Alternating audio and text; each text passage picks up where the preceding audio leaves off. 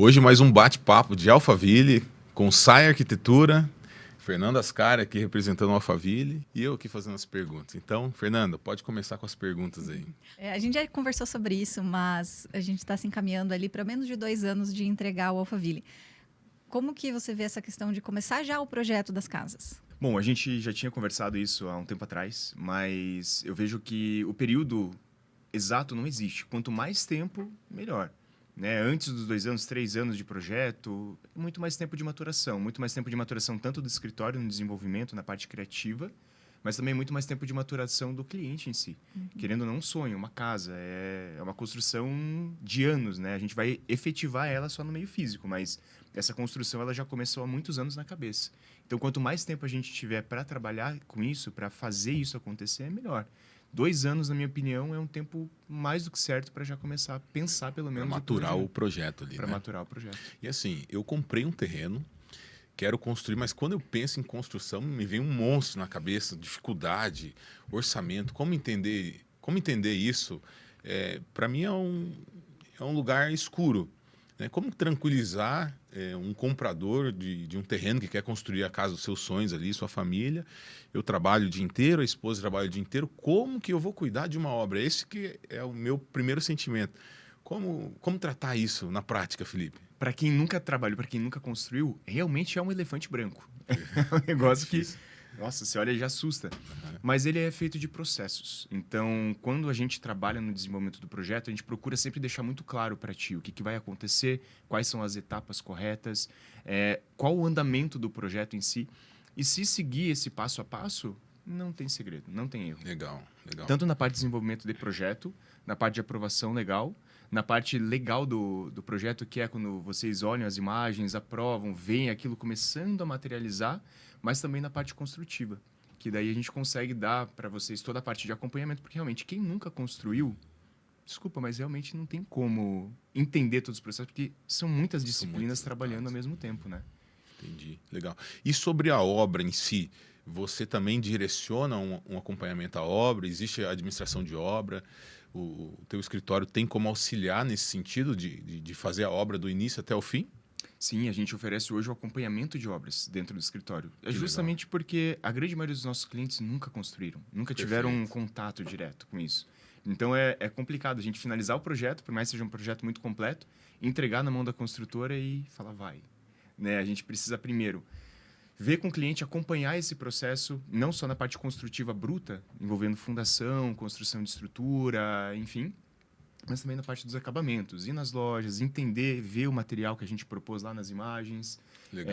É necessário que a gente tenha esse acompanhamento. Então, o escritório hoje, ele dá para você esse suporte. Que bacana. Me deixa mais tranquilo. E uma pessoa que ainda não escolheu o lote, ela não comprou o terreno ainda. Como que vocês conseguem ajudar ela a entender qual que seria a melhor opção de acordo com o que ela imagina da casa? Não existe terreno ruim ou terreno bom. É uma coisa que muita gente chega no escritório falando, Felipe, olha, eu comprei um terreno com muito aclive, com muito declive, acho que troquei gato por lebre, o que eu faço? Primeiro de tudo, tem que se analisar o terreno, analisar os parâmetros construtivos, o que é possível construir ali, né? O que o Alphaville, nesse caso, vai permitir, o que a prefeitura vai permitir, e também qual é o programa que você precisa. Então, digamos, eu quero construir dentro de um terreno de 200 metros quadrados, uma casa com 6 quartos, 6 suítes, não vai acontecer. Então, nesse primeiro momento, nesse primeiro contato, eu procuro entender o que o cliente quer, ver o que ele imagina, e a gente brinca no escritório que é a montagem do Frankenstein. A gente pega um braço daqui, pega outro braço daqui, a perna daqui, e vai tentando colocar isso dentro do terreno. Então, se um terreno, por exemplo, tem um aclive, às vezes pode ser muito bom dependendo do programa do cliente. Se tiver um declive, também é ótimo. Então, a ideia inicial é poder sentar com o cliente, entender primeiro o que ele sonha, entender o sonho dele, pelo menos a parte básica, e aí sim já começar a planejar alguma coisa. No início é muito difícil, mas ainda assim a gente consegue ter já uma análise, olhando, por exemplo, o terreno, a incidência de sol, orientação solar, no caso, né? Os desníveis, as dimensões de terreno, que graças a Deus na família a gente tem de sobra, né? Que é muito bom lá. Dentro, a parte de loteamento foi muito bem planejada. Ali sobre aclive e declive, né? Aclive eu tenho terreno em uma subida, declive eu tenho uma descida. Para cada um dos dois, qual é o projeto de divisão do ideal do imóvel, né? aonde que eu vou colocar, onde que é o ideal para fazer os quartos, as salas, em que posição fica a churrasqueira, o que é melhor quando é aclive, o que é melhor quando é declive, só para entender a dinâmica de um projeto e posicionamento no terreno. Tem várias realidades possíveis, né?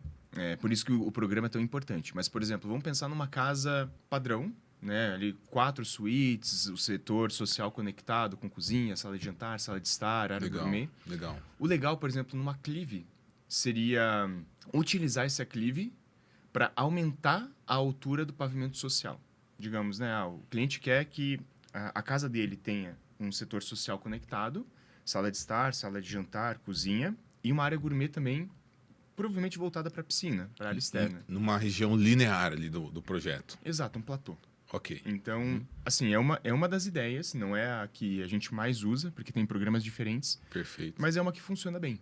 Então, a gente colocando, por exemplo, subsolo, que seria a garagem em nível, na Eu entrada... chego no nível da rua e estaciono meu carro. Exato. Beleza. Próximo pavimento, tem minha sala, conectada com churrasqueira, piscina, tudo ali em cima. Exato. Parte superior. É algo Basicamente legal isso. porque a casa acaba ficando muito versátil, você consegue usar para receber tua família, teus amigos. Quando tem um dia de sol em Curitiba, que nem, não é tão comum, mas a gente consegue usar a área da piscina, barra spa, às vezes um espaço para uma fogueira ali, uma lareira Legal. externa, junto conectado com a sala de jantar, junto conectado com a parte da churrasqueira. E a gente pode trabalhar com os quartos em outro pavimento também, para deixar um pouco Que mais bacana. privativo. Entendi. Que E legal. assim você aproveita o próprio desnível do terreno e não tem que trabalhar tanto com muro de arrimo, né? E também com movimentação de terra, exatamente. É uma das... assim, a gente acaba falando muito da parte funcional, mas essa questão que você tocou agora, ela é muito importante, porque com algumas soluções de projeto, a gente consegue tornar a casa execuível, na parte de valores. Legal. Por exemplo, você tem uma aclive, poxa, eu vou ter que trabalhar com muito movimento de terra, vou ter que trabalhar com muita contenção, vai encarecer muito o meu projeto, e é o tipo de dinheiro que fica enterrado, que você não vê, que é difícil. Mas esse tipo de solução, ele acaba realmente facilitando e diminuindo o custo de obra. Então, com uma boa solução de projeto, com bastante tempo de maturação, de desenvolvimento de projeto, a gente pode ter melhor essas análises. A gente pode ter mais tempo de não só criar, mas pensar em como essa obra vai ser executada, como essa casa vai ser construída. Então, obviamente, vai também, né, reverter isso em um impacto financeiro, vai reverter Perfeito. isso em uma economia. Perfeito. Que legal. Então seria como se fosse uma construção de uma escada numa subida, né?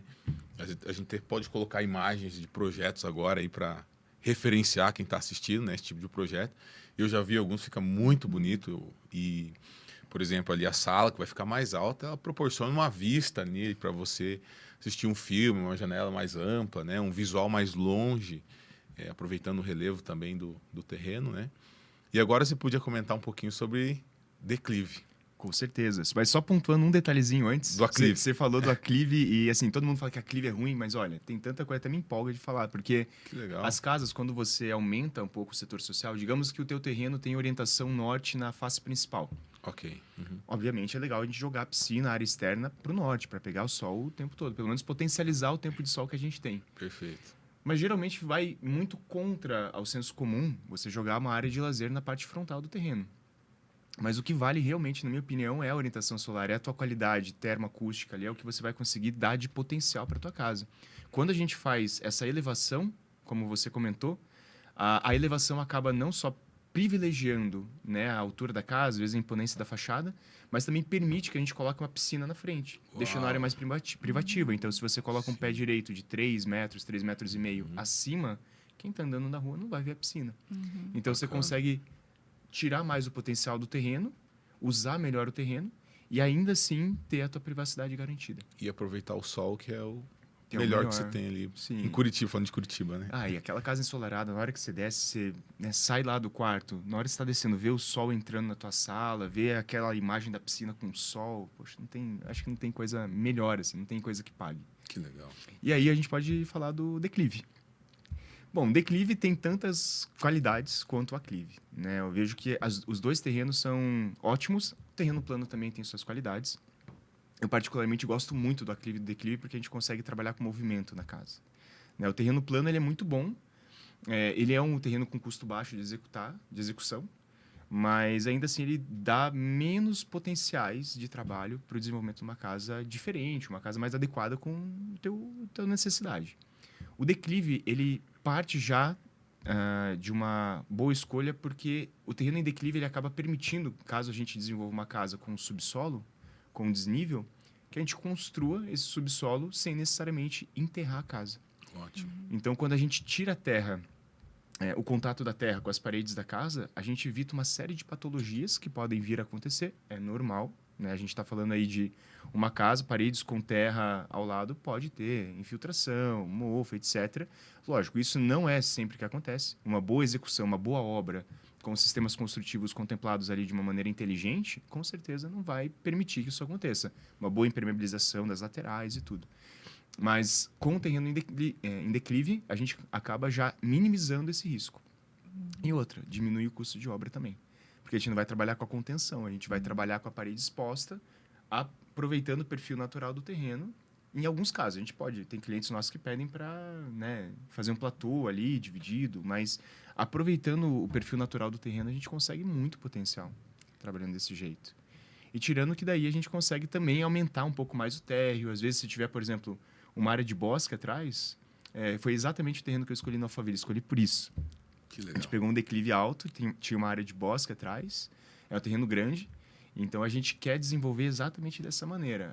A parte da garagem um pouquinho mais escondida, a área do setor social bem conectada lá com a piscina com vista para a área do bosque, e os quartos lá em cima também com vista para o bosque. Acordar, abrir a janela... Conectado com a natureza ali, Exatamente. uma vista única e para o resto da vida. Exato, essa é a ideia. O declive ele permite muito essa vista mais ampla do fundo, né, do terreno, ou quem quiser fazer aquela piscina com borda infinita, aproveitar mesmo, deixar mais elevado, né? Exato, exato.